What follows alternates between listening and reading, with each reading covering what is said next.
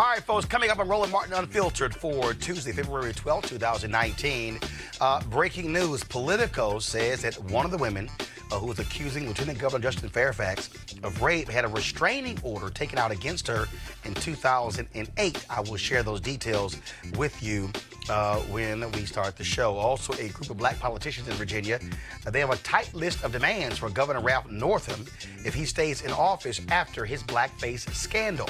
They also call for an investigation of the sexual assault charges filed against Lieutenant Governor Justin Fairfax. Charlottesville City Councilman Dr. Wes Bellamy is here with the details. Extra host AJ Calloway has been suspended over new allegations of sexual assault. He denies these allegations. We'll explain to you exactly what they are. Also, a new Congress means new staff hiring. The new Congress is more diverse than ever, but what about the new staff? We'll talk about that with Spencer Overton, president of the Joint Center for Political and Economic Studies. They've been tracking these hires for years. Also, New Jersey Senator and presidential candidate Cory Booker and Maryland Congressman Elijah Cummings are introducing a bill to ban the box. We'll talk about why this is so important.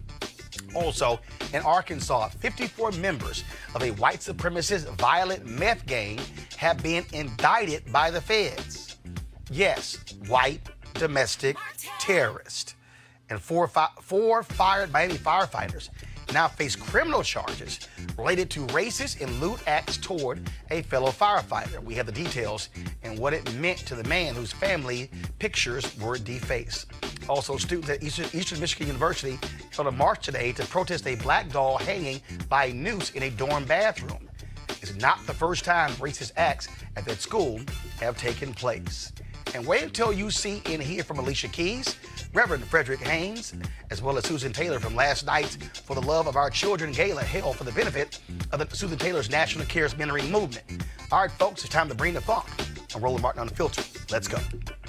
He's got it. Whatever the biz, he's on it. Whatever it is, he's got the scoop, the fact, the fine. And when it breaks, he's right on time and it's rolling. Best believe he's knowing. Putting it down from sports to news to politics.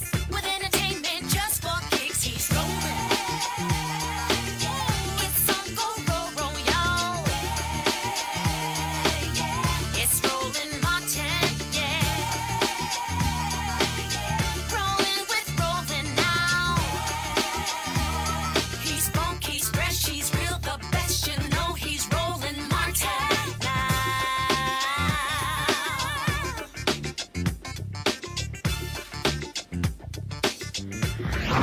Martin! All right, folks, the woman who accused Lieutenant Governor Justin Fairfax of raping her at Duke University had a restraining order taken out against her in 2008. Henry, go to my iPad. This here is a story just posted about 22 minutes ago on Politico. And what they say is a man she was in a relationship with filed a restraining order against her as a result of him saying that she detained him against his will, refusing to allow him to leave a vacation home in Corolla, North Carolina, dented his truck, and also threatening to kill herself. According to this story, the man says that, that this woman, Meredith Watson, will call him 100 times in a day, sending him various text messages saying that she was also going to ruin his life. Now, according to this particular petition, within 30 days, the respondent was at my home and wouldn't leave, and the respondent was throwing property, and I had to call my sister over to the house to make her leave. On numerous occasions, respondent has started she was going to kill herself. This isn't the first time or occurrence. The petition said Watson called the man around 100 times a day and said, quote, "I'm going to enjoy tearing you down just as much as you enjoy tearing me down. Hang on tight because you are in for a ride," according to one of the text messages that the man transcribed on the petition. Now, the spokesperson for Meredith Watson has not commented on this particular story here. But again, Meredith Watson, she is the woman who's accused Lieutenant Governor Justin Fairfax of Virginia of raping her. We also now know that she accused Duke basketball star Corey Maggette of also raping her when she was on campus. According to these various stories, Maggette, first of all, has said he absolutely denies any and all of these allegations. She says she went to a dean at Duke and they did nothing about it. Duke University, they've come out and said that they're going to actually investigate these allegations that she claimed that a Duke basketball player, Corey Maggette, actually raped her as well. So first of all, let's go real quick now to our panel. I want to just get them to weigh in because obviously this has been going back and forth for the past 7 to 10 days. Spencer Overton is a president for the Joint Center for Political and Economic Studies. Also, we have here Malik Abdul, Republican Communications Consultant, and Scott Bolden, former chair, National Bar Association Political Action Committee. Scott, I'll start with you. You've had all of these various statements going back and forth. Lieutenant Governor Justin Fairfax released a statement earlier this week calling for an investigation by the FBI, saying he absolutely did not do these things. The spokesperson for Watson fired back that their client is ready to testify at any time. But here's what was interesting. They blasted him by saying he did not want, why would he not want there to be an impeachment hearing? Now, explain to folks the dance here where Fairfax is saying there should be an FBI investigation. Watson's folks and also Dr. Vanessa Tyson, they're saying, oh, they'll happily testify at an impeachment hearing. Why the distinction? Well, because one's political and one's legal. The impeachment process, if there's an investigation, those are political votes, and the Republicans run the House and the Senate, or whichever one will be looking at the investigation, and politics will triumph over legitimacy as well as a criminal investigation. He wants the FBI to investigate because the FBI is independent, it's federal and what have you, but the FBI can't investigate because there's been no complaint filed, whether it's at the federal or state level. And we're within the statute of limitations. Both of these women, watch this, are still within the statute of limitations that they could file complaints. So it lends itself to, is this a political complaint these two women are making, or is this a criminal legal complaint that they're making that they just haven't filed something with the police? Well, it's interesting because when Meredith Watson, when they released their statement, in the statement, they called for his resignation. Right. They sent the letter to his lawyer saying, do this by 3 p.m. or we're going to go public. Yesterday, Avis Jones-DeWeaver was on, and she said, wait a minute, hold up. If you want justice, right, why would you call for the resignation saying that's going to satisfy justice? Right. What do you make, again, of that strategy by her lawyers? It's political blackmail. It just really is. I'm not saying that's illegal, but that's what it comes down to. But here's the other thing on the second woman. Now, I'm a former sex crimes prosecutor. Right? Oh, you said the second woman. But Dr. Vanessa Tyson was the first one. Right. Who said that she forced him to have oral sex. Right. The second woman is Meredith Watson, who says he raped her at Duke. Okay. So we take Watson, right? You just reported that she had this complaint against her. This restraining order, 2008. Right? As a former prosecutor, that's problematic because then that suggests there's some other issues there if you believe the complaint. But a TRO was issued, right? Now, secondly, you have this woman who allegedly has been raped not once, but twice while she was at Duke, told no one, filed no complaints, and now, 10, 15 years later, wants to come out and almost in political revenge for whatever reason, whether they had a relationship or not. It is rooted in politics, not in what traditionally would be a crime or even an allegation, because the police still haven't been contacted and they still don't have a complaint.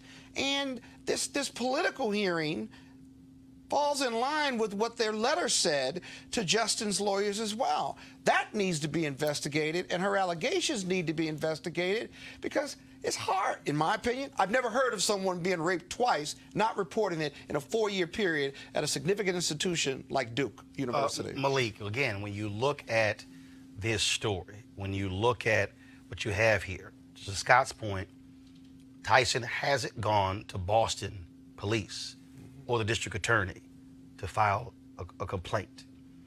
Watson hasn't gone to the DA or the police there where Duke University is to file a complaint.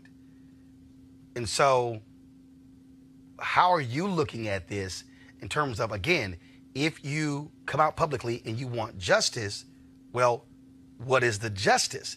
Because if you file a complaint, right, and if it still falls within the statute, that to me is more justice than you simply resigning. Yeah, exactly. My position is the same as it was with Kavanaugh. There are a lot of similarities here. You know, if you remember in the Kavanaugh case, Christine Blasey Ford, she never went to authorities. You know, she never went to the police before she sent the letter to the Congresswoman. The same questions that people have about Christine Blasey Ford, just her story, the same questions that they have are the same questions that I have now with the accusers of Fairfax. And those questions, by the way, because this is really important, women don't report to the police. They are embarrassed. They can, some of them blame themselves. Some of them just want to go away and be quiet. Right, they're going to be attacked, embarrassed, and what have you. So that's a fair conclusion and a choice for them to make. But those factors then and 10 to 15 years later are still in play, So either you want justice, right, or you want political revenge. And I'm not passing judgment on it. Right. Spencer. You know, it's tough. I'm a friend of Justin, and so it's, you know, tough for me to be objective about this. And obviously, we don't have any women right now on the show. Yeah, but you're also a lawyer. Right. That so is true. You can be a friend of Justin, but you can also speak as a lawyer. Right. And again, I'm asking you a very specific question. Right. What you have here is, the question is, if you come out publicly and you want justice, how do you define justice? As a lawyer, if in one case they're saying resign, but they haven't filed complaints. And going into an adversarial situation where, you know, evidence is going to come out and there's a full investigation, it, you know, certainly would seem as though you're likely to get a better you know, truth. Get justice. Get justice and truth, right? Now, I think their argument is going to be, hey, this is their argument. Hey, we didn't do this. We didn't bring this on ourselves. We don't want to change our lives to deal with this. We've made our statements and we want to move on. And I think that no. But yesterday, Watson's lawyer released a statement saying they are more than ready to testify in an impeachment hearing, that they have documentation, that they will present emails as well. And so this is what their lawyers are saying. So what I'm hearing, why not go to the police? So what I'm hearing is we are more than willing to testify at an impeachment hearing. But to Scott's point, well, you haven't filed an actual criminal complaint. And you don't want to really test if I'm Justin Fairfax. I don't necessarily want to test them doing it, but because they could do it. But watch for this strategy now, right? Why doesn't Majette and Justin Fairfax, if they're denying it, and now there's all this stuff out here on one or both of the women, but the second woman, Watson, then watch for them, or at least behind the scenes considering whether they file a civil lawsuit against both women, denying it and alleging defamation and perhaps all those things along those lines of defamation.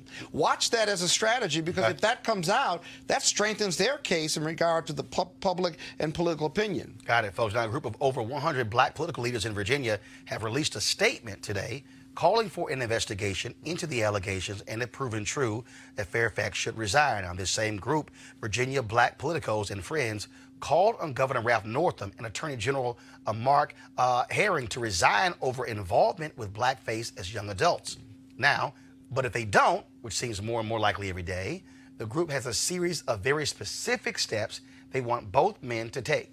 Here to break this down is Charlottesville City Councilman Dr. Wes Bellamy, a leader of the Virginia Black Politicos and Friends. Councilman, welcome to Roland Martin Unfiltered. Thank you, good brother. I appreciate you having me. So first and foremost, Governor Northam has made it clear he is not resigning. He says he's now going to focus on the issue of racial equity for the rest of his term. Attorney General Mark Herring has not made any moves to resign. What is it that you specifically and the Virginia Black Politicos and Friends, what do you want both of them to do? Well, again, thank you so much for having me. Really honored to be on the show. There are a variety of different things in which we are specifically looking for. And I also want to be very clear with you that we are still calling for the resignation of both Governor Northam as well as Attorney General Herring. What has also become abundantly clear, as you stated, is that the group, or both men, have stated emphatically that they are refusing to resign. While we've heard that from Governor Northam and Attorney General Herring has said that in so many ways as well. So what we've committed to, and it's not just myself, as you alluded to, it's a group of black politicos and elected officials and community leaders from across the Commonwealth. We are calling for action behind those words. It's not enough just for him to apologize. It's not enough for him to just say, I'm sorry, and I quote-unquote want to lead this discussion on race and equity. We believe that it is him exercising his white privilege and stating that he wants to lead a conversation and discussion about equity and race when he's the one who had blackface on. So he's not qualified to do that. In fact, he needs to listen more than he talks right now. So there are a variety of different things that we're looking for. One specifically, we're looking for Governor Northam to create a business equity fund to help boost and support minority-owned businesses with an emphasis on African-American-owned businesses. We're calling for Governor Northam as well as Attorney General hearing to meet with African-American and indigenous stakeholders from across the Commonwealth, and he has to apologize in person as well as listen to how deep the wound has been spread open from his words and their actions. We're also calling for both of them to emphatically call for all Confederate monuments, the statues, to be removed from public spaces throughout the Commonwealth of Virginia. Both men, in so many different ways, have tiptoed around the matter, and we're calling for them to straight up and down say and encourage their friends in the General Assembly to do so. Next, we're calling excuse me. Next up, we're calling for we want to underscore and endorse the request of Brown, Virginia's call for the creation of a governor's commission on African-American families. And the purpose of that is to advise the governor as well as the General Assembly, as well as work directly with state agencies to improve and expand existing policies. And then one of the items that's been getting the most attention, Governor Northam raised nearly $36 million in his campaign. So in his election campaign. So we're looking for him to raise nearly $25 million and provide all 5 of the historically black colleges and universities in the Commonwealth a $5 million grant, or raise the money however he so chooses to see fit. Those 5 institutions, Virginia State University, Norfolk State University, Hampton University, Virginia Union University, and the Virginia University of Lynchburg, all 5 HBCUs, deserve to have compensation from this gap. It's not enough, again, for him to say that he's sorry. He needs to put resources behind his words. And then there's a litany of other things where we're talking about items in regards to looking at how he can more boldly stand up against white supremacy and just be an individual who puts actions behind his words. There are a lot of people calling for reconciliation and healing, but there can be no reconciliation without reallocation of resources.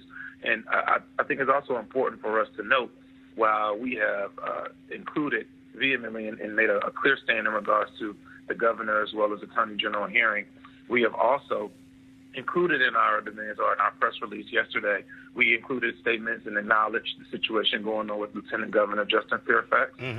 We are watching it very closely. We have stated emphatically also that this man, Justin Fairfax, deserves to have due process, while also acknowledging the fact that the women who have accused Lieutenant Governor Fairfax of these very serious allegations deserve to be heard. But we have a judicial process, we have a legal process that both Mr. Fairfax as well as his accusers have called for. So let's allow that to play out without passing judgment.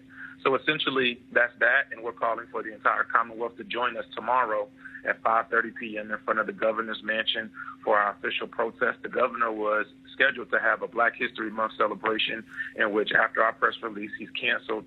Everybody got the email today, but we're still calling for everyone to come out tomorrow, and our voices will be heard. All right, Councilman West Bellamy, I appreciate it, man. Thanks a lot. Thank you, sir. All right, folks, let's talk about another sexual assault allegation, this time against AJ Calloway. He has been suspended by Warner Brothers as host of the TV show Extra. This suspension comes as multiple women came forward with sexual misconduct allegations against him. 2 women came forward with similar allegations last year and last month. Calloway was suspended Saturday just before The Hollywood Reporter was set to publish the new allegations against him. Calloway is denying all of these claims and is looking forward to clearing his name, according to his attorney. I want to go back to our panel. So I want to talk about this story as well. And so, one woman filed a complaint with police in December, and then you have several other allegations. Warner Brothers say they did an investigation, and they found nothing taking place on the show, on the lot, things along those lines. And so, again, what jumps out, Scott, I ask you is, allegations are made. What it comes down to is, how do you prove it? Well, you prove it through documentary evidence. You prove it through interviewing what we call third-party witnesses. That is, if the woman was sexually abused in some way, how soon did she tell someone, right? Because the timing lends itself to authenticity. Did she go to the hospital? Did she take a rape kit?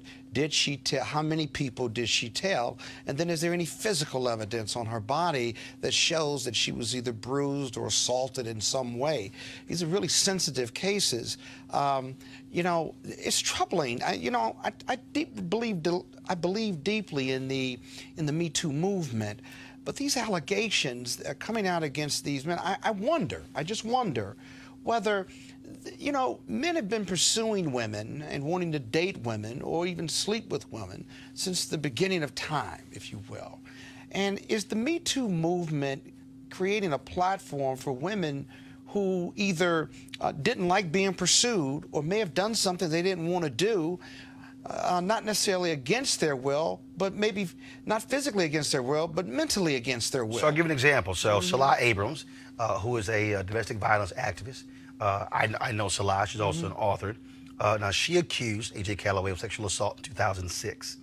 At the time, he was arrested, but the case was dismissed on procedural grounds.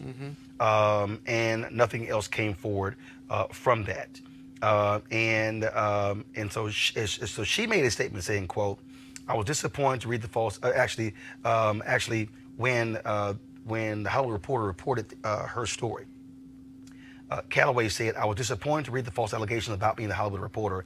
As I've maintained from the beginning, these allegations are not true. When I was first notified about these allegations by law enforcement more than a decade ago, I fully cooperated from the beginning, and the case was dismissed." And so, again, from a legal standpoint, Spencer, I want you to weigh in as well. How do you deal with if the allegation was made and then no charges were filed, case dropped, but then the allegations are still made years later? Yeah, it has the taint of unfairness, quite frankly. These cases are tough. When we would get these cases in, we look for corroboration, right? We also look at the character and the criminal history of both the complainant victim as well as the one that's being accused, right? And credibility is super important in the courtroom process. And if we find that there have been other allegations by the same person made against this individual or other individuals, that goes to credibility. If we find that she's got a criminal record or the accuser has a criminal record of some sort or has anything that would affect her credibility in court or being by the grand jury, or if it even gets to a jury or even a judge, the other side can make hay of, then it's tough for us to bring those cases. How much evidence do we have? How credible are both people? And you know what? In the end, it's a judgment call, and it's a discretionary call. And again, Spencer, in the 2006 case, Salah Abrams reported that he tried to force her head onto his lap and masturbated after placing her hand on his lap. And then another woman said, Daily Beast reported, one woman said that Calloway had lain on top of her after a party at his home and repeatedly tried to open her blouse and pull down her skirt. She said he tried to place her hands on him while he masturbated. That was in the New York Times. And so, again, when you take these cases, what we're dealing with is if most folks who don't even understand this, you have a criminal side, Right. you have a civil side, and then let's just be honest, you have a court of public opinion side. Right. Whether it's politics or whether it's just, being a celebrity or whatever. And one issue with the celebrity piece is that there's not necessarily recourse in terms of a false allegation because of a heightened standard in terms of defamation when you have public figures. So when you have public figures, people have more freedom basically to say things that may or may not be true because of basically the legal standard. They have to know that it's untrue before they can be civilly prosecuted. Right. So now this other piece, though, Scott, I think there's an argument that would be made by some that, hey, we shouldn't attack the character of women, right? I think there's this argument that just because a woman has done something improper or whatever doesn't mean that she's not entitled to, the benefit of the law, protection her of the sexual law. history is irrelevant, and it is for the prosecution. It should be for the defense as well.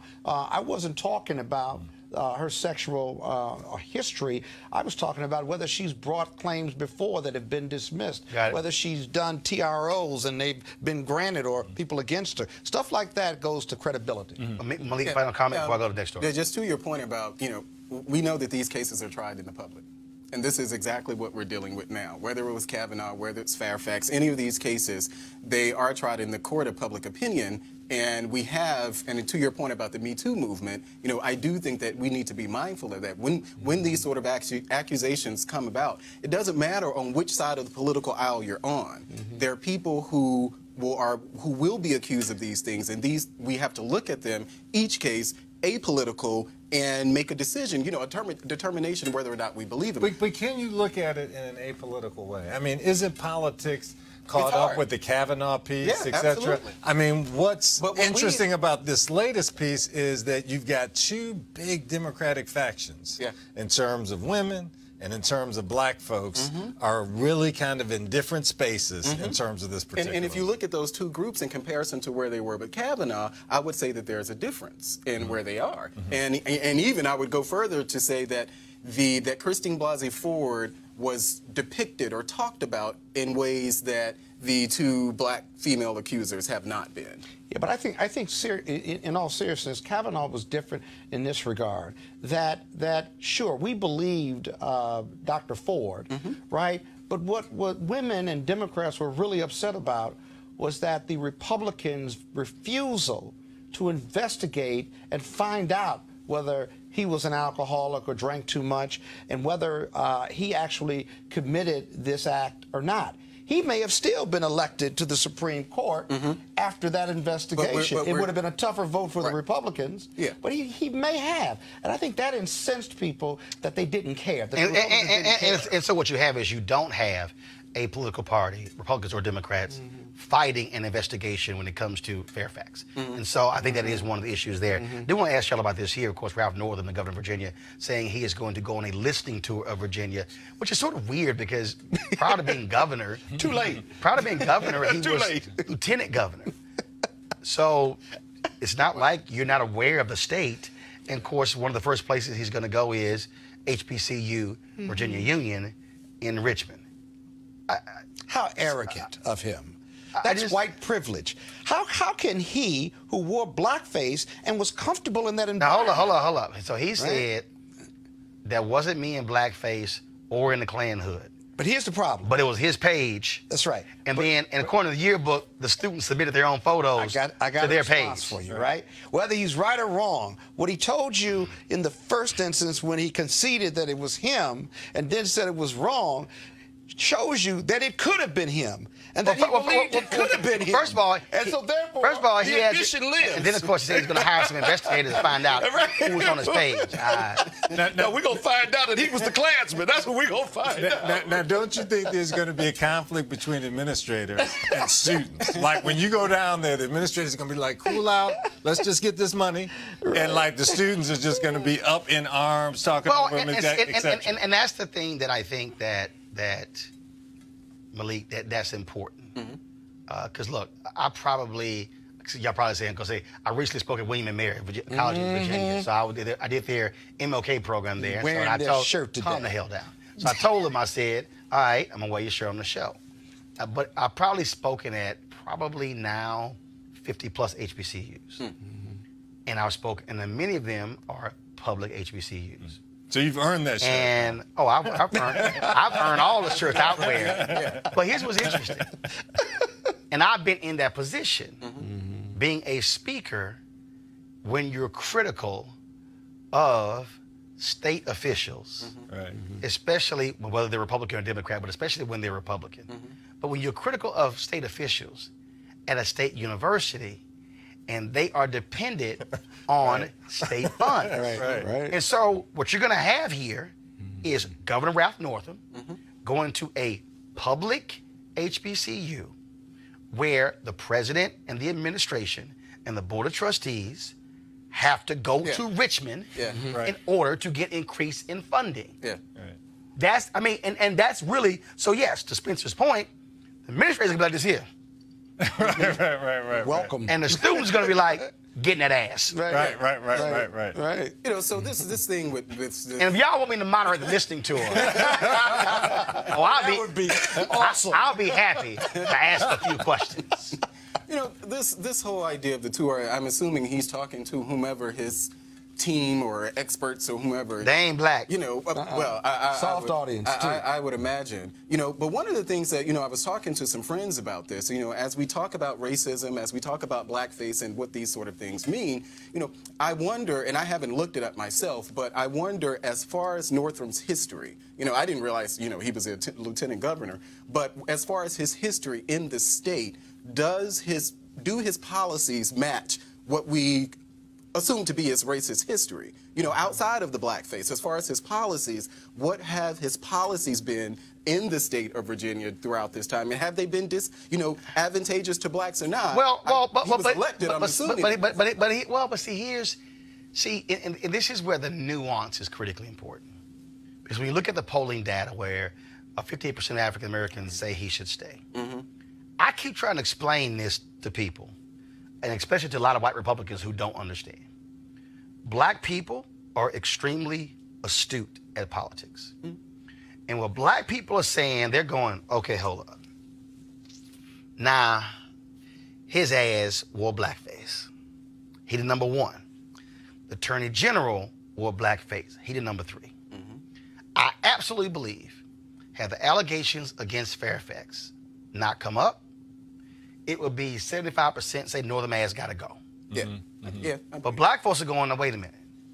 Now, the number one got issues, the number two got issues, number three got issues, and the number four in line is a Republican. Right. Black folks went to the polls like crazy.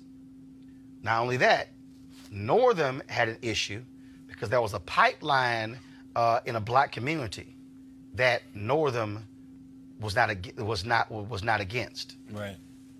Fairfax was against it. Right. As a result, Northam, or a group supporting Northam, took Fairfax's photo off of a flyer saying who we should vote for, who we should support. He got criticized for that big time. A lot of black folks are like, I don't know about Northam but massive turnout for Fairfax. I think black folks in Virginia are making a political decision by saying, we are not going to hand the state house over to a Republican because of the issues with these three. What they're saying is, bite the bullet, bite my tongue, I'm gonna tolerate you, but the flip side, you can only serve governor for one time in Virginia as well. I think that's the nuances that happen in Virginia. That's a pretty sophisticated processing. And black folks, the average voter, but black folks, average voter doesn't not true. process and intellectualize their voting like that. They simply do not. No, you Scott. give them way too much credit. No, I'm not. They don't understand I'm not. blackface. No, I'm not. They don't understand blackface. That's black the folks. Hold up. Say it. If Say you that. look at black folks crossing over Say to that. vote in the Republican primary, Sustain. vote for in Mississippi, for Thad Cochran. Okay, so everybody at home. So that the that the Chris conservative, extremely conservative person wouldn't win. So everybody at home. Tea Party guy. Thad Cochran got into a runoff Chris McDaniel. about 3 years ago, and this was the choice. You had old Thad Cochran, Republican, or you had crazy, deranged, racist Tea Party Chris McDaniel. Black folks are like, okay, now Democrat not gonna win.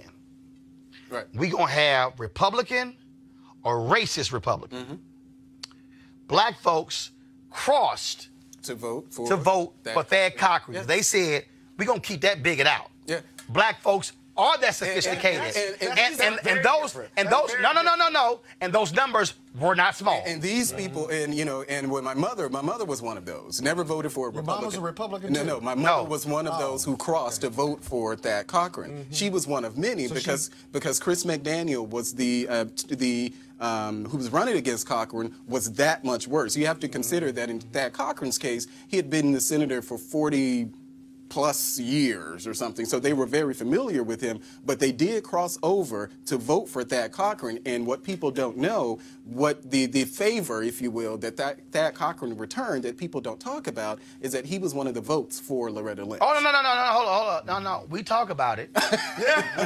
Oh, no, we talk about it because I, along with Jeff Johnson and Jamal Bryant, led a group of almost 200 black men to the Capitol to knock on those doors to specifically go talk to those Republicans. Wow. And we went to Thad Cochran's office. And his staff asked us, because we literally had about 30 of us in his office. They asked us to step out in the hallway. We said no. They said he didn't have time to meet. We said we ain't leaving. Then there was another group of women, and one of them was a black woman, and the black woman said, oh, well, we have a 15-minute appointment with the senator. We'll give them half of our time. Wow. The white girl at the desk said, no, you can't do that. You can't do that. No. So we said, we ain't leaving until we see Senator Thad Cochran. And then probably about 20 minutes later, they were like, these black men ain't leaving. You wrote them out. They were like, okay, so we're going to go to the conference room right down the hall, and then shuffle Thad Cochran, pelican ears, and we sat there, and I think we periscoped it. So y'all can go find us on Periscope. And we said, I said, now, Senator, let me remind you, you are only here because of black people. You would have lost. So we fully expect you to vote for Loretta Lynch, or we gonna come back. And he said, I've already made my decision. I said, he says, I'm not gonna reveal it. I said, well, you're not gonna reveal it, but we fully expect you to say the name yes to Loretta Lynch. Because if you don't, we gonna be back. So let me remind you again, you are only here because black people crossed and voted for you. And he voted for it. Oh, yeah, he did. Because he was damn sure not going to have 200 black men come back to his office if he didn't vote for the sister. That's what happened. You may be right. My analysis may be limited. No, shocker. Shocker, really? You don't want me. Right about you walk right into that one. You ain't want me to start on that one. But Spencer actually got that one in. Spencer brought the Mississippi. He go on CNN and talk about how black folks don't really have the sophistication. That bullshit will work at CNN and Fox News. That ain't gonna work here. What's the next topic? That ain't gonna work here. That ain't gonna. I'm letting you know. Many topics. Let's just move on. Try with them white TV anchors. Here we go. That's right. Don Lemon might fall for that one, not me. Not me. I'm just saying. All right, y'all. The newly elected House of Representatives, of course, run by Democrats, is the most diverse in history. Now, the Congressional Black Caucus.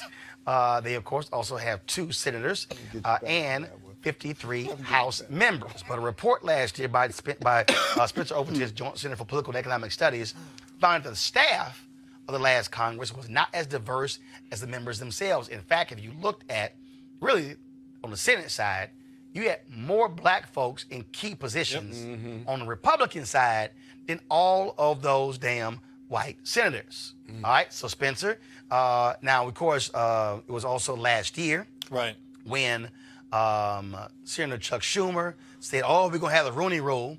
And that was also interesting. But let's go back to why that happened, right? Like you in New York and your conversation with him. Well, but now before that, we had you on the show. We were talking about it and pushing it. So I gave the keynote speech to the black and Puerto Rican legislators in Albany. And I made it perfectly known. I'm about to get in that ass on the lack of black staffers. And so they already told me that Schumer had to go and he wasn't going to be there for the speech. So I'm sitting there and I'm at the table, and then Schumer comes up, and what comes out of his mouth? So I want to let y'all know, we gonna have the Rooney Rule in the Senate. I'm sitting there going like, Somebody said he about to get in your ass if you don't. All of a sudden he announced the Rooney Rule. But I interviewed him after, like, okay, what's up with that? But on the House side, so the same thing. Democrats take control, which means staff. Committee staff, all these new jobs open up. What are we looking like? Well, you know, we're looking at about 300 new top spots. So there are a couple things that happen. Number one, the Democrats got twice as many committee spots as a whole staff spots because they came into the majority, right? And then there's this other piece where you have about 100 new members, and as a result, you have about 300 new top spots in their offices. So what we're seeing from a trend standpoint, Roland, is Senate is relatively flat. You know, there wasn't much change in the Senate.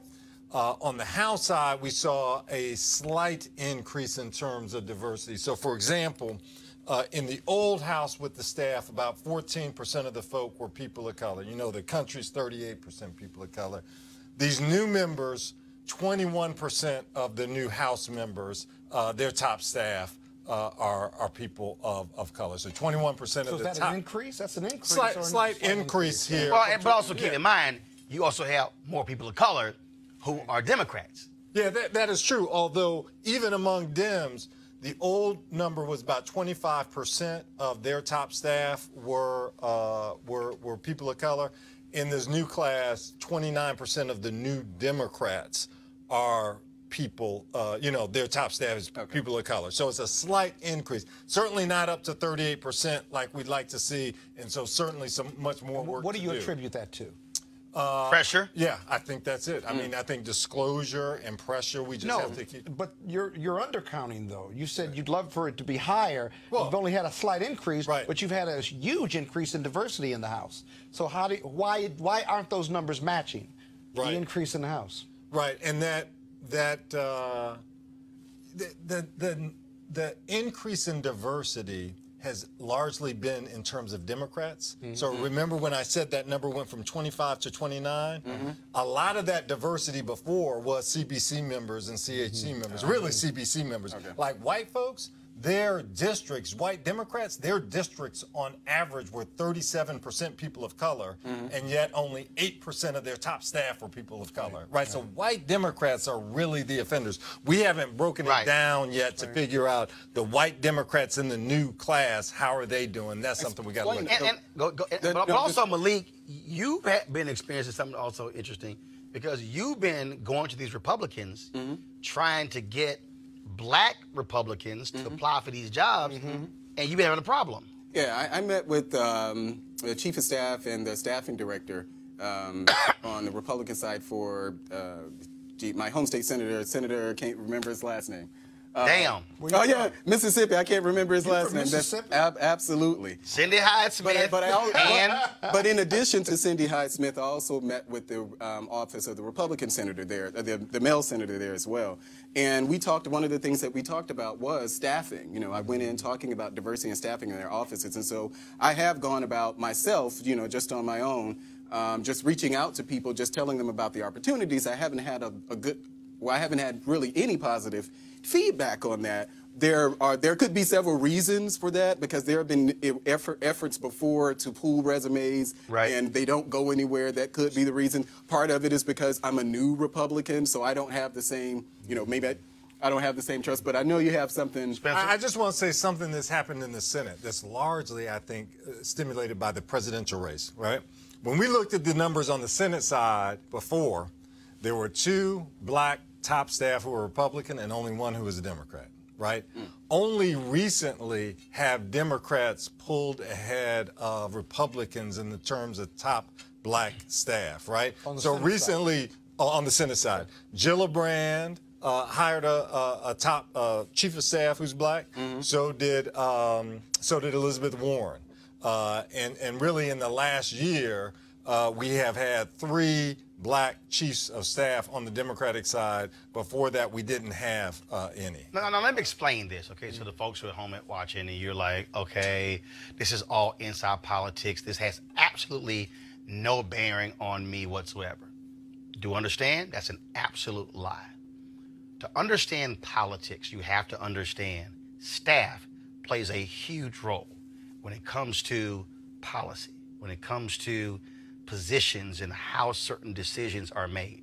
If you go back to the Supreme Court case involving Muhammad Ali, when the Supreme Court initially was going to rule against Ali when it came to him choosing not to go to Vietnam, it was a clerk who actually convinced the Supreme Court justice to change his opinion.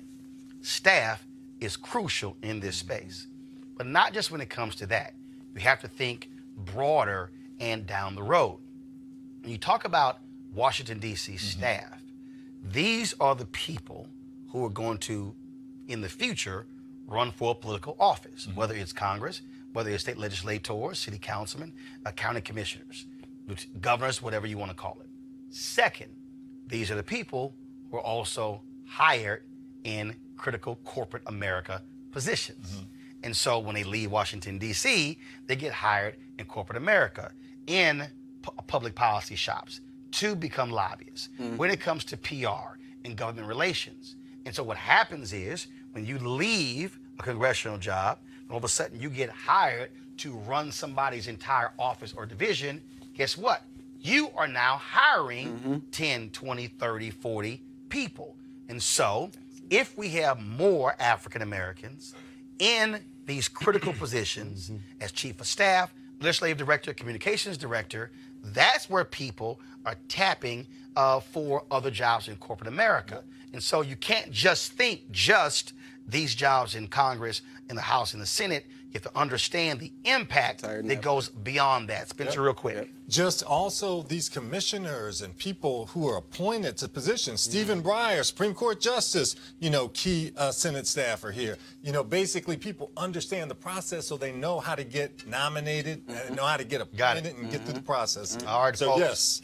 This is Black History Month, of course, and of course we have a new history maker out of North Carolina. Sherry Beasley is the new Chief Justice of the North Carolina Supreme Court. She was named to the post today by Democratic North Carolina Governor Roy Cooper. She becomes the first Black woman to hold the position.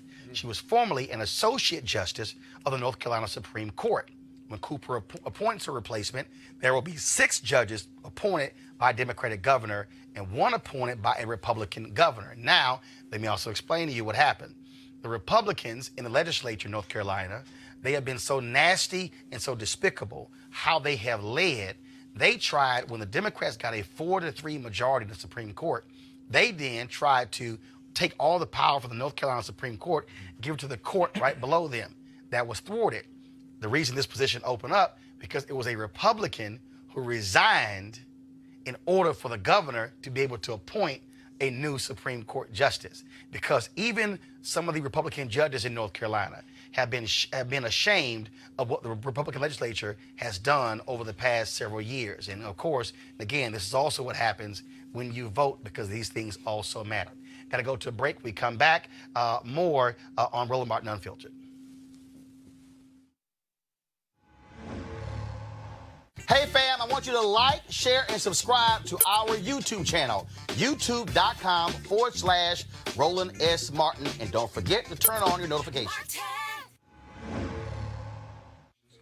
All right, folks, calling all HBCU alumni, students, and leaders. Enter the Ford Motor Company HBC-You Mobility Challenge and win $25,000 for your school. Building on their long-term support of HBCUs, Ford is looking to improve mobility in HBCU communities through innovative solutions. The winning program will receive a grant of up to $25,000 to implement their proposal. The deadline to apply is March 31st, 2019. Go to FGB.Life. That's FGB.Life. That's the website right there. FGB.Life for more info and to apply. That's for Scott, who sometimes can't pay attention. Ford goes further in our community. All right, folks, let's talk about a story out of Arkansas where, you know, Donald Trump keeps talking about Muslims and how that's the problem in illegal immigrants. No, we got a white people problem. A huge federal indictment coming out of Arkansas late this afternoon. 54 members of a white supremacist gang were charged with solicitation of murder, kidnapping, maiming, and conspiracy to distribute amphetamines. So a white supremacist, violent meth gang was started in prison and expanded beyond. Oh, no, this is not MS-13. These are white people, okay? These are white people, this particular gang here. And I'm bringing this up, Malik, because, look, the Trump administration, when they came in the Department of Justice, shifted some dollars away from white domestic terrorists. We can go down the line. The white man in New York who killed a black man with a sword. When it came to the white dudes in, I think it was Kansas, who wanted to blow up a mosque. I mean, we can go on and on. you get a problem with white domestic terrorists in America, and we know what that means, but this administration doesn't seem to understand that. Well, I think we have a problem with violence, period. You know, this is, I don't know how many similar incidents do we have of a white meth gang that's kind of, that's but white politically supremacist. motivated violence is different than just violence, man. When we're saying certain people are targeted, and this is a bigger problem than, you know, the Islamic issue, the thing that they make the big issue of, this white domestic homegrown terrorism, just in the numbers and in the threats, it's a bigger issue. Yeah, but I don't think we're not dealing with that. I don't think we're not prosecuting those cases. Well, I if don't we've think taken resources away but I don't think we're not. Are we not still prosecuting those cases? Are those cases not being heard, or? Well, actually, if I look at these cases, you might be able to prosecute more of them if you have the investigative dollars to further uncover their wrongdoing. Yeah, his point was that they were taking money, and as a result, you have less resources. They literally shifted money away from focus on domestic white terrorists over to Muslims. But I think when we're talking about things like domestic terrorism, I don't think that that whatever funds that may have been diverted or removed or whatever, I don't think that, at least I haven't seen anything to say that it's actually affecting investigating these sort of crimes. I mean, this is pretty obvious. Okay, but my point is, if you keep having these examples, why would you take money away? Yeah, I mean, but why they did that, I don't know. No, and let me just also say this. I mean, when we talk about Black Lives Matter, right, this notion of, hey, your lives don't matter, we're not going to enforce the law as rigorously against these people who are undermining your lives. To me, that's a problem. But I don't know if we're doing that, though. You know, the fact that he's saying that we're shifting money away from people who target Muslims, but we're not shifting money, folks, but we're not prosecuting any of those crimes. But if you reduce those resources, but let me ask you this: who do you think America's domestic terrorists are? Who do you think is killing more cops out here, in part because of domestic terrorism? When you say who are you talking about? Who do you think are America's domestic terrorists? You think it's black people or white people? Well, they're or more brown people. Well, they're more or white, Muslims. Well, there are more white people in America. Period. So what? I'm asking you. But I don't have a. I don't really. You don't know the answer. Well, to that. I don't know the answer. And who's the greatest domestic threat? You know, I guess whether it's Oklahoma, white people. Right. Thank you. But there are more white people. Period. No. What group shoots more police officers than any other group in America? White people. I don't know the number there, but there are more white people in America, though. But when you when you have a white dude in Kentucky who goes into a grocery store and specifically he kills a black couple, because I'm looking for some black people to kill.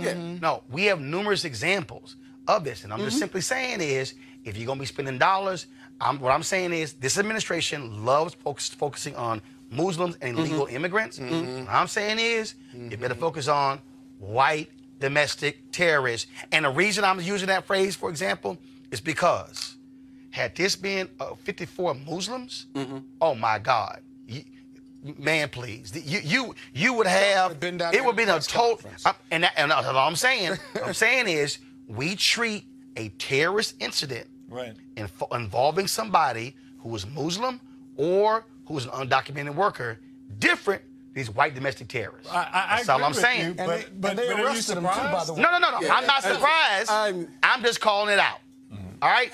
Okay, folks. We always talk about the issue of health and getting healthy. And so I told you earlier the year I did the D-Herbs Full Body Cleanse. And so 20 days on a full body cleanse. Lord have mercy. So we want to bring back AD Dolphin. He's the CEO of D-Herbs. He joins us right now. AD, what's happening? Hey, how you doing, Roland? All right, so I got to ask you this question. So for a lot of people who do the cleanse and who go through it, what then happens after that in terms of numbers of them staying with it or being able to maintain the weight loss and things along those lines? What have you been able to see? Absolutely. First of all, the purpose of the cleanse, the purpose is to help you change your lifestyle. So I'm sure that after your cleanse, you found, and also during your cleanse, you found some wonderful things to eat during that process. And the purpose of it is hopefully some of those things will stick to you and help you continue to have a healthier lifestyle.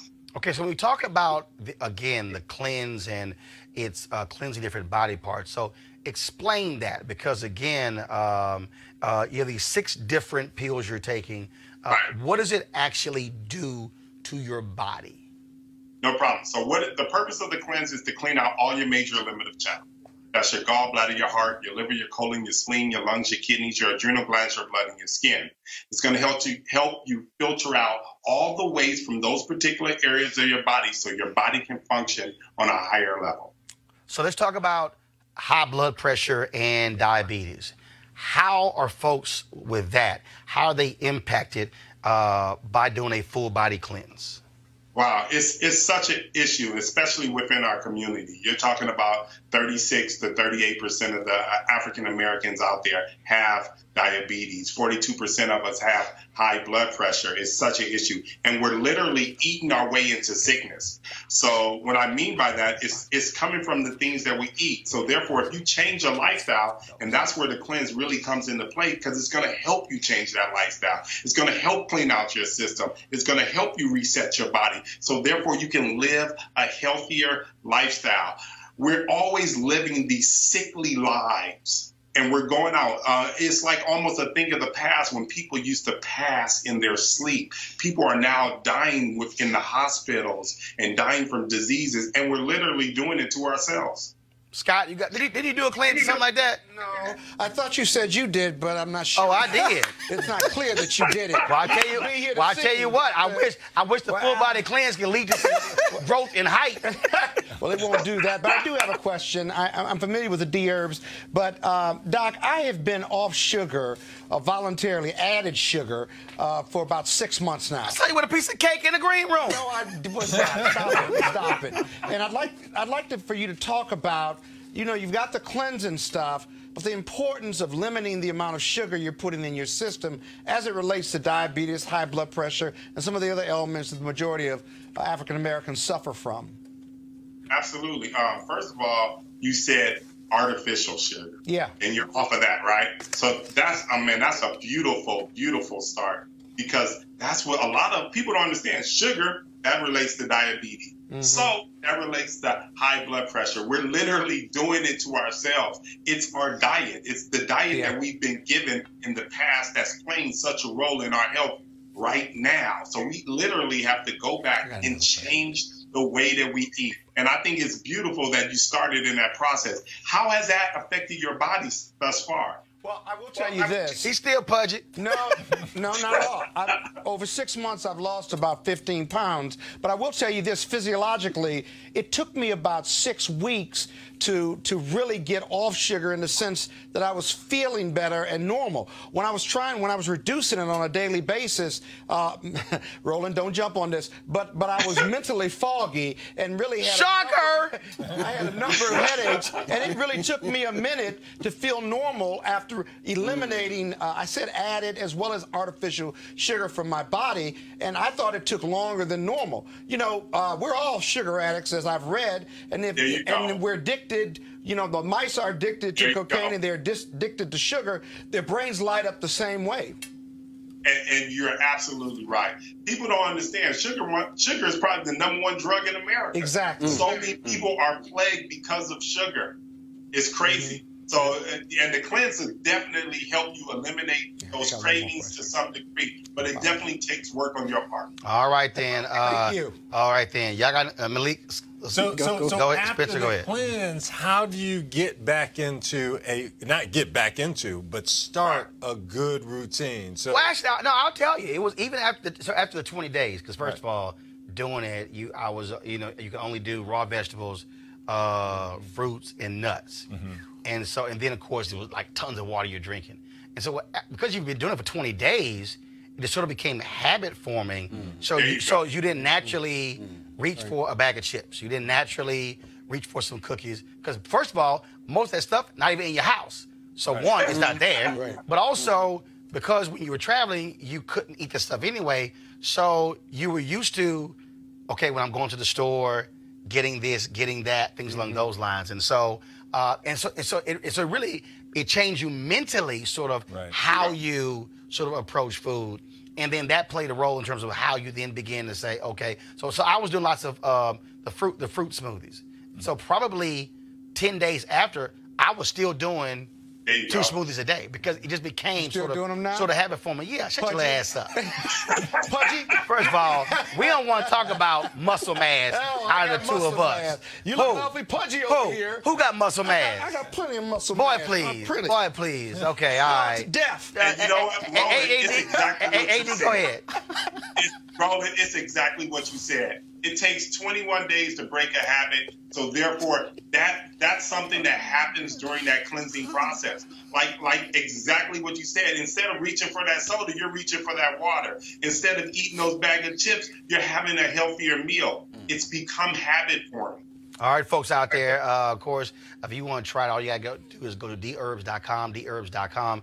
The number to call is 1-866-4-DHERBS, 1-866-4-DHERBS. You can use the promo code Roland. AD Dolphin, I appreciate it, man. Thank you so very much. Absolutely. You guys have a good one. And I love the topic. All right. Thanks a bunch. And then, of course, we'll love to see Scott lift something heavier than 20 pounds. It ain't gonna happen. My fat reduction plan. It ain't gonna happen. Ain't got one. It's not gonna happen at all. Then again, that's how it is when you 5'5". Here we go. He goes. That's how it is when you 5'5". Are you taller than Kevin Hart? I'm 5'8", and yes. Are you taller than Kevin Hart? Next to Kevin Hart before. I'm 3 inches taller. You than looked him. up to him? No, I didn't. I looked down on him. I'm Yeah. 5'8". Okay. All right. Yeah. Right. Okay. 5'7". Yeah. Okay. You see how we see? So he already started lying. So y'all know he's really 5'5". Y'all know 5'7". Y'all know he's 5'5". All right, y'all. Let me tell you about this story real quick here. On this university campus. This took place at Eastern Michigan University on Monday afternoon. In one of the university's dorms, a black doll was found hanging from a shower rod. A resident advisor of the freshman dorm found the doll in the bathroom that is shared by suite mates. University police immediately began investigating and discovered a guest of one of the suite mates hung the doll. Now, the guest claimed it was a joke and said that it was not done in racist or malicious intent. School officials don't consider it a joke, are taking it very seriously, saying there's no place for racist or hateful actions on their campus. Students held a demonstration on campus to condemn such acts. It's not the first time this incident like this has happened on campus. In 2016, the school faced backlash after someone graffitied the school several times saying KKK or go home nigger. The Black Student Union and the school's NAACP chapter protested on campus several times during that time to fight the racism on their campus. All right, folks, last night I was in New York for National Cares Mentoring Movement Gala. Of course, Susan Taylor launched this initiative 14 years ago. It was Essence Cares. And then, of course, when she retired from Essence, she took over the particular initiative as well. And so one of the folks they honored, it was an honorary chair. Who else they honored her was, of course, Alicia Keys. It was an amazing event, sold out, hundreds of thousands of dollars actually raised for the National Cares Mentoring Project. And so here is some of what took place last night. Power of possibility and the power of creativity and the power of having an outlet, you know, to express yourself through is so important. And I know better than anybody, growing up in New York City, going to public school, same as you. You know what I mean? And to be able to have true support and to be able to have people that see you and recognize you for who you are and the gifts that you have to give. Stunning, by the way. It's so validating and it's so imperative and it's so important. And that's why this night is so empowering and so powerful. And that's why Miss Taylor, you know, she knew how she wanted to end this evening with this very powerful statement of what happens when we are supported and what happens when we can understand our greatness and what happens when our potential is celebrated and what happens when people care enough about us to pay attention to what we can be, you know? And it's so important that, you know, in a world where we're so quick to turn our back on young people, we're so quick to throw them away and lock away the key when all they really need and all we all really need is a mentor. All we need is somebody to listen. And it is so incredibly powerful for me to stand in this room with so many people who care so much about making sure that we're looking at our communities and we're looking at our young people and we're looking at each other and we're actually seeing each other and taking a moment to talk with each other and build with each other and create relationships and community and trust. Oh my God, trust. Like how many of us don't have anybody we can trust? Nobody. Nobody that we can go to at any moment who will care for us truly, you know? So this is powerful beyond belief. And I so believe in the work that is happening in this room. Tonight, it's a gathering on behalf of families not so fortunate as our own. You know, and I want to thank our sponsors. You are here, you're sprinkled, but we couldn't even do this without our sponsors. And you all have been so very generous. And we bow down to you. You're going to see your names displayed boldly and brilliantly. Because it takes resources to do this work. I really want to just say that the CARES programmatic works, they're built to heal the traumas of poverty. Poverty so that struggling children and families are not lost at sea. Linking arms and aims, we are their lifeline. We can and we must bring them to safe harbor. We can do this work. And if not us, then who?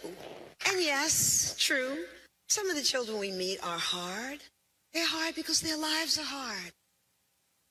But hardened hearts can be healed. Alice Walker said it so simply and profoundly. Anything you love, you can heal. Anything you love, you can heal. So this is our guiding belief. It's not a mission, it's a mandate. You know, showing our children that they are loved, that we will not let them fall. You know, the CARES curricula are built to unearth their hope, their resilience, their self-esteem and courage, and the love for learning that all young people must have in order to thrive. Because Susan Taylor has dared to declare war on impoverishment.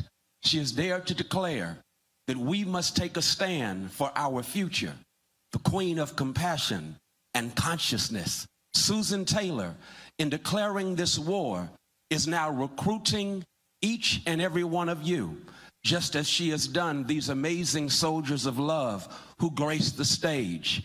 Will you be a soldier of love, especially in this atmosphere infected by so much hate? A soldier of love recognizes that love is caring, love is careful, and love knows how to take care of. Love gives and forgives. And that is what we need. In this atmosphere of hate, where many are finding themselves enslaved by impoverishment, and therefore we need soldiers of love who will rise to the occasion in the tradition of our ancestors. For Frederick Douglass says, it is much better to build strong children than repair broken adults. We need soldiers of love. That Carter G. Woodson, who suggested that we become what we behold. How can you see it? How can you be it if you never see it? We need soldiers of love. And so we recruit you as soldiers of love to finally remember that we are to be armed with the spirit of Harriet Tubman. Harriet Tubman, why? Because today they have the unmitigated gall to go back and forth. Scholars are arguing over how many times she went back after she self-emancipated herself from the brutality of dehumanizing slavery in these disunited states of America. But check out, I don't care how many times back she went back. And what we are saying is that we as soldiers of love must have the Harriet Tubman spirit and have the sense to go back to communities that are underserved, have the sense to go back to communities that too often identify with Grandmaster Flash and the Furious Five. It's like a jungle. Sometimes it makes me wonder how I keep from going under.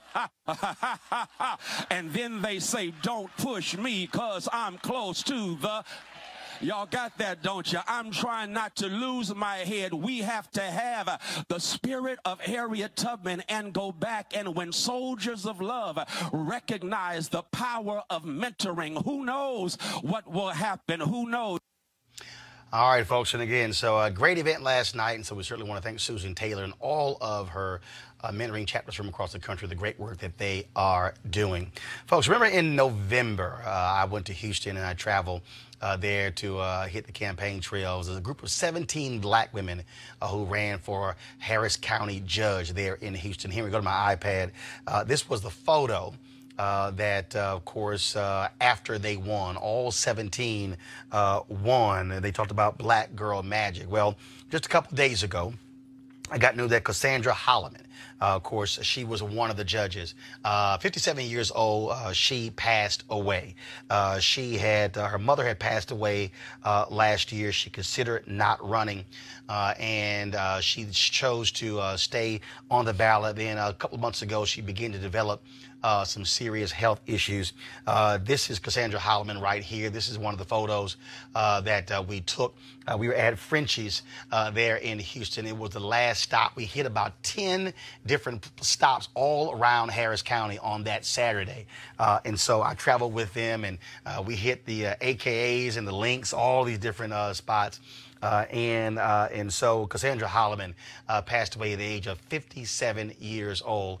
A lot of folks, of course, in Harris County, Houston, stunned by her death. And so we wanted to certainly say our thoughts and prayers with her and her family as we remember them. And so she did not get a chance to serve long as a judge there, but certainly she made history with all of those sisters. And so we're just going to end the show fading to black on Cassandra Holloman. So again, prayers go out to her and all those other sisters who ran because they certainly miss one of their own when they made history in Harris County.